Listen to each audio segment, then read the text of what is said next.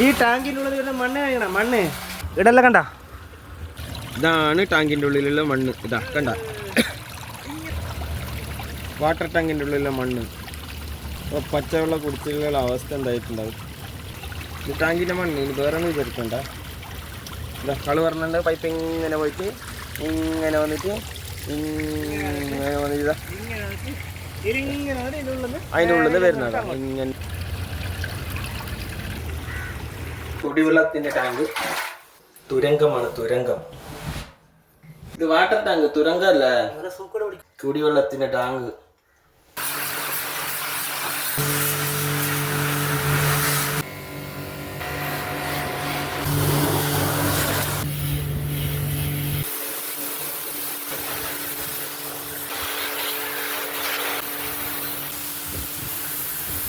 ടാങ്കിനുള്ളിൽ വന്ന ചെളിയെല്ലാം നോക്ക്.